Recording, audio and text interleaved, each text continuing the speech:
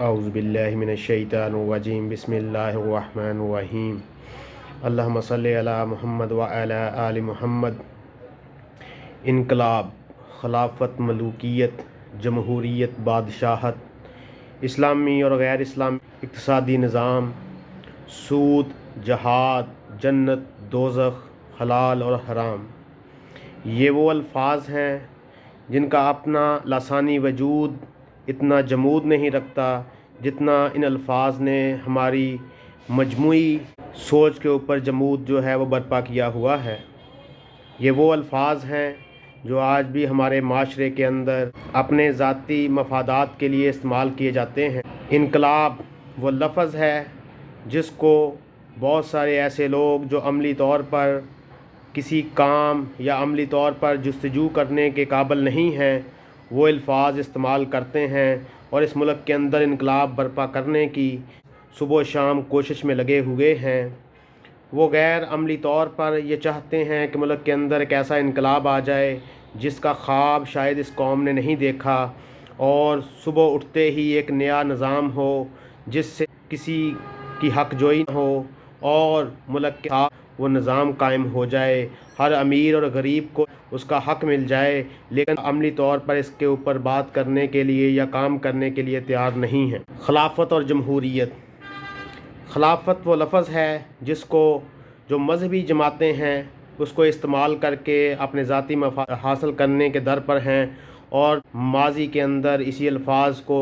جو مذہبی جماعتیں ہیں انہوں نے اتنا استعمال کیا کہ اپنے ذاتی مفادات کی خاطر ہر اس نہج تک اس قوم کو لے گئے جس کبھی بھی یہ قوم جو ہے وہ متلاشی نہیں تھی۔ جمہوریت وہ لفظ جس کے نام سے مذہبی جماعتوں کو چڑ ہے، لیکن وہ اس کا لبادہ پہن کر اس سیاسی نظام کا حصہ بھی ہیں، لیکن اس کے خلاف بھی جو ہے وہ بولتے ہیں، اور کبھی بھی شعوری طور پر وہ جمہوریت کو پاکستان کا مستقبل نہیں سمجھتے، لیکن کسی نہ کسی شکل میں وہ اس جمہوری نظام سے فائدہ اٹھا رہے ہیں، جیسا کہ آپ کے سامنے مولانا فضل الرحمان، جماعت اسلامی اور بہت ساری مذہبی جماعتیں ہیں جو ان الفاظ سے ذاتی مفادات تو حاصل کرتی ہیں لیکن شعوری طور پہ ان کے نزدیک یہ لفظ برا ہے۔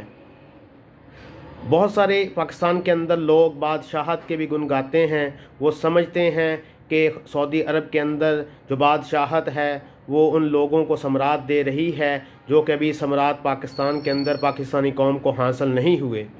وہ اپنی سوچ کے اندر، اپنے عمل کے اندر وہ حالات نہیں رکھتے، وہ جستجو نہیں رکھتے، لیکن پھر بھی وہ بادشاہت کو پاکستان کی منزل مقصود سمجھتے ہیں۔ اسی طرح اسلامی اور غیر اسلامی نظام جو پیرلل پاکستان کے اندر بینکنگ سسٹم چل رہا ہے، معاشی نظام چل رہا ہے، اس کے حق میں اور اس کے مخالف بہت سارے لوگ ہیں، جس کی وجہ سے پاکستان کے اندر کوئی مشترکہ معاشی نظام وہ ابھی تک وہ امپلیمنٹ نہیں ہوا۔ اس کے علاوہ کچھ ممبر پہ بیٹھ کے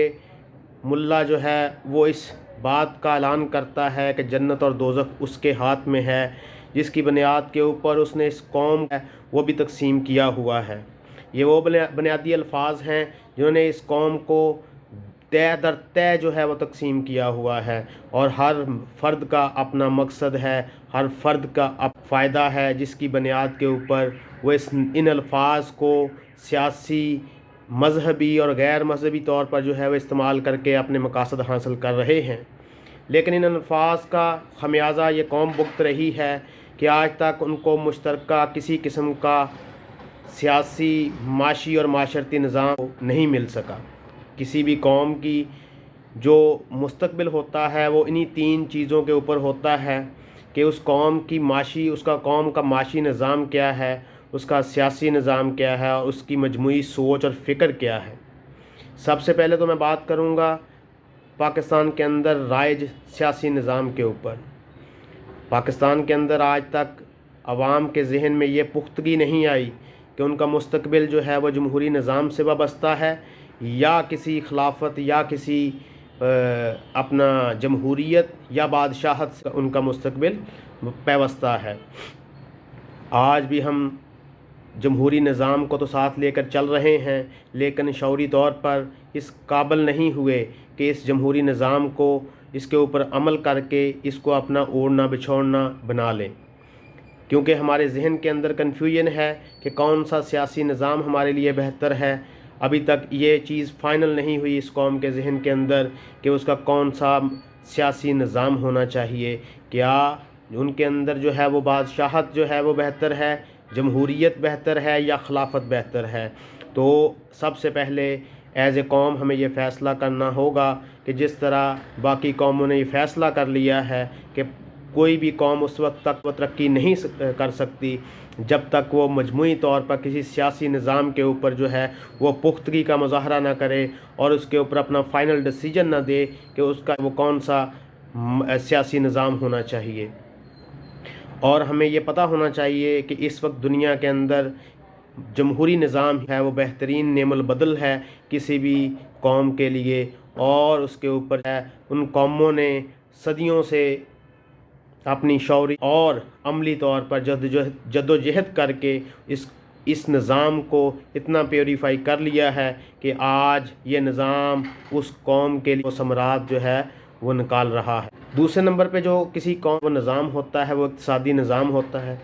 جو اس قوم معاشی پالیسیوں کو ڈیسائیڈ کرتا ہے۔ ہمارے ملک کے اندر شرعی اور غیر شرعی دونوں نظام چل رہے ہیں۔ انسان جب صبح اٹھتا ہے اور کسی ٹرانزیکشن کا، کسی بزنس ٹرانزیکشن کا سوچتا ہے، کسی معاشی اقتصادی پالیسی کے بارے میں سوچتا ہے، تو اس کے سامنے سب سے پہلے یہ بات آ جاتی ہے کہ وہ یہ اقتصادی پالیسی، یہ اقتصادی نظریہ کس نظام کے ذریعے امپلیمنٹ کرے گا؟ کیا وہ سودی نظام سے امپلیمنٹ ہوگا یا کسی وہ اسلامی نظام سے جو ہے وہ امپلیمنٹ ہوگا؟ آج بھی ہماری قوم اس سوچ میں بٹی ہوئی ہے کہ اسلامی نظام کیا ہے اور کنونشنل اقتصادی نظام کیا ہے۔ ہمارے علم اور تدبر والے لوگوں کو یہ سوچنا ہوگا کہ ان کا ایک مشترکہ معاشی نظام ہونا چاہیے، اگرچہ اس کے اوپر بھی عوام کے اندر کنفیوژن ہے، اور میرے نزدیک وہ سب سے بڑی کنفیوژن ہے جس کی وجہ سے مسلمان جو بر صغیر پاک و ہند کے اندر موجود ہیں، خصوص پاکستان کے لوگ یہ ابھی تک فیصلہ نہیں کر سکے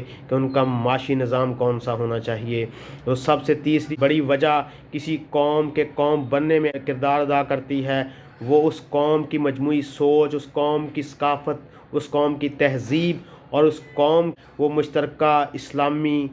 جو ویلیوز ہوتی ہیں، جو کلچرل ویلیوز ہوتی ہیں، وہ بنیادی کردار ادا کرتی ہیں۔ آج ہم ایک قوم کے طور پر ہماری کوئی مشترکہ اقدار نہیں ہے، ہمارا کوئی مشترکہ ثقافت نہیں ہے۔ ہم